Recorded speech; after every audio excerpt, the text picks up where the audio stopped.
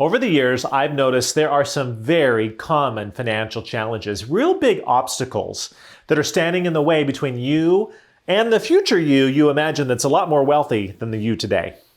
And a lot of these issues are very, very private and can feel incredibly personal. And so I wanted to reveal some of the patterns I'm seeing and the most common challenges that I've noticed, both with myself and a lot of other people, so that you know you're not alone. Chances are you're encountering something here on the board right now. And please know that this is a common part of the process. There's nothing wrong with you. There's nothing wrong with the world. It's just part of growth. And so these 10 most common financial challenges, I'd like for you to think about them as an opportunity. And hopefully maybe even now you're starting your to-do list of all the things that you can start to execute on. And maybe some of these common financial challenges make their way into your planning tools. All right, so let's take a look at number one. The number one common financial challenge I see is, pulling off my little sticky notes here, reinvesting too much back into your business. Now, what do I mean by that? I mean, we hear all the time, I need to reinvest in my business, and that is true. But let's look at it mathematically. If you have a real estate sales practice and you reinvest in that sales business for the next 10 years, almost all of your profits, how much can you sell that business for in 10 years? I mean, the truth is not much, maybe nothing at all. So if you take 10 years worth of profits and put it back into the business, only to not be able to sell it or to only sell it for 1 year's worth of profits, then I'd say that was not a good investment of 10 years worth of profits. So consider that you do need to invest some of your profits back into the business or you will deprive it of the oxygen it needs to grow. However, please don't put it all back into the business. Take some chips off the table. And one of the number one common financial challenges I see people make is they don't calibrate that correctly. They don't think about it. They just put everything they've got back in the business, financially and otherwise. And they find themselves 10 years down the road with not a lot more to show for it than maybe they began. So a sales business is great for generating cash, but it does not generate a lot of wealth, and knowing and understanding that is important. So that's number one. Number two, taxes. Oh man, this is an elephant in the room for a lot of people, is being behind on or not filing on time your taxes. The truth is taxes are not due once a year, right? They are due multiple times per year in these sort of quarterly increments, although it's not perfectly in a quarter. And so are you filing your taxes on time, and do you have a strategy to get caught up with it? This was a big deal for me. When I first got into the business, I did really well from an income standpoint. And after a couple of years, I was like, wait a minute, maybe I should file my taxes, right? You can imagine that didn't turn out very well. And I ended up getting into debt with the IRS 2 different times. It was incredibly impactful and a problem for me in my life until I figured out how to sort of get over that and get a much better cadence in place. And we'll have a whole module on taxes. But this is number 2 that I see is people are not properly handling, filing, or paying their taxes. Maybe you're paying them but not on time.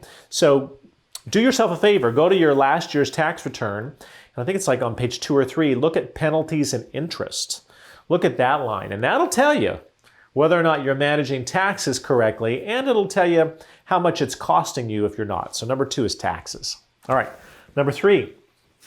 Number 3, common financial challenge is you are outsourcing all of your financial challenges to other people thinking that they're going to fix them, right? So I'll tell you, for a couple years, in the heart of selling a bunch of real estate owned by banks, foreclosures, I really got into the weeds with my bookkeeping. And I was like, well, I'm just going to outsource all that, which is a good thing to do.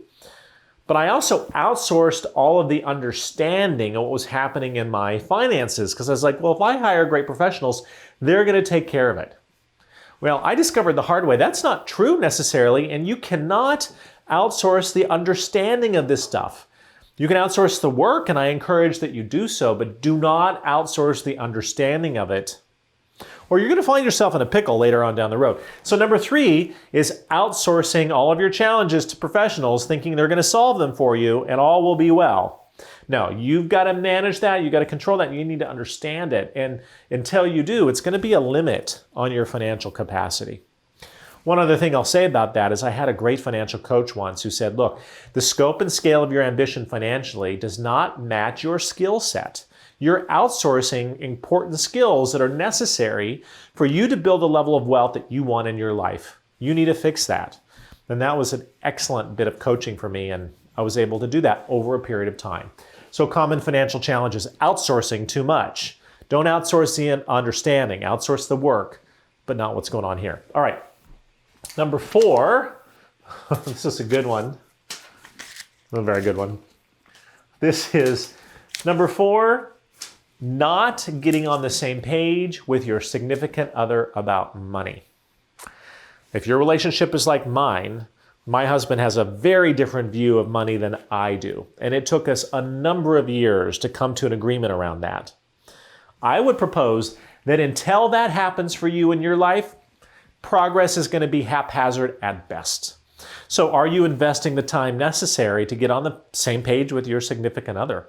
I mean, quite frankly, we had to go into therapy for like a year just around this to figure out how we would navigate money in our relationship. Once we figured it out, it's been so much better, of course, since then.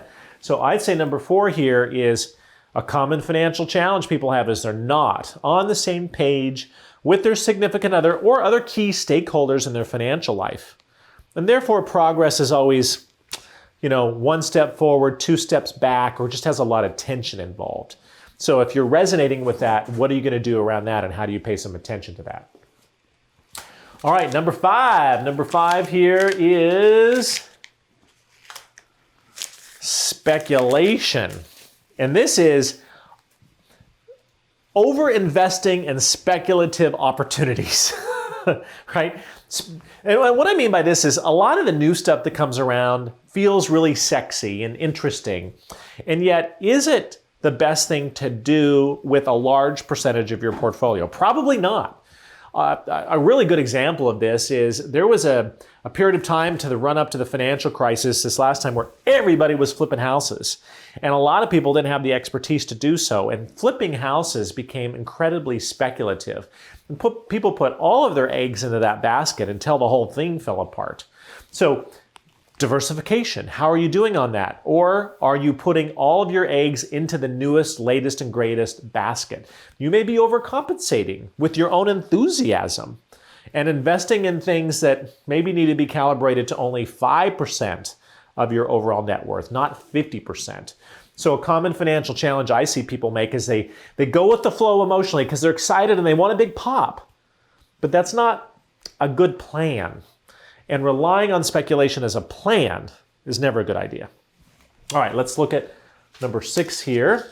Number 6 is common financial challenges, not understanding the difference between cash creation and wealth creation. I talked earlier about your sales business. Your sales business is about cash. It's not about wealth, and knowing the difference is important. Flipping houses is a cash generation activity, not a wealth creation activity. Do you know the difference, and are you doing both of those things? A really interesting way to think about it is wealth creation is about what you buy and keep, not what you sell so much. So do you know the difference between cash versus wealth? We're going to talk about calculating your net worth in a future module. Though my guess is you've got a lot of activity going on in the cash generation bucket. As a matter of fact, you might be highly skilled at generating cash. Wealth is an entirely different thing, and you've got to be thinking about that in a different way. So that's number 6. All right, number 7. Number 7, the ego, right? Number 7 is letting the ego drive financial decisions. This can happen in all kinds of different places. It might happen in speculation, and you're like, no, I think I can beat the market. That's the ego talking, right? I can't tell you how many good business opportunities have been passed up because somebody's name couldn't be on the door anymore. I resonate with that.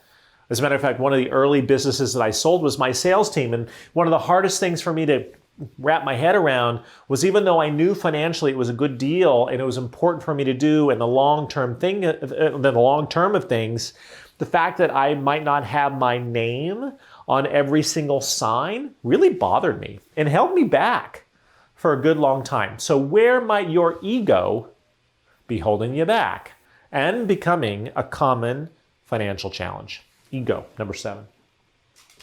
All right, number 8. Make, save, invest. And knowing that making money, saving money, and investing money are 3 very different skill sets. And chances are, if you're taking this course, you're probably pretty good at making money. But how are you at saving money and how are you investing in money? This was a major aha for me about 5 years into my business financial trajectory when I realized I was really good at making money. I had very little discipline or desire to save money and no skills really around investing in money. So as you're thinking about the different skills that you need to develop on your journey of wealth building, I want you to think about assessing your skills in making money, assessing your skills in saving money, and assessing your skills in investing money, and realizing those are 3 very different disciplines. And to bring wealth building together, you've got to be disciplined and skilled in all 3 of those. So make, save, invest, 3 different things. All right, let's take a look at number 9. Number 9 is an underinvestment and an emphasis in building your financial systems. Now, when you tell me, like, go build systems, right, I'm like, right?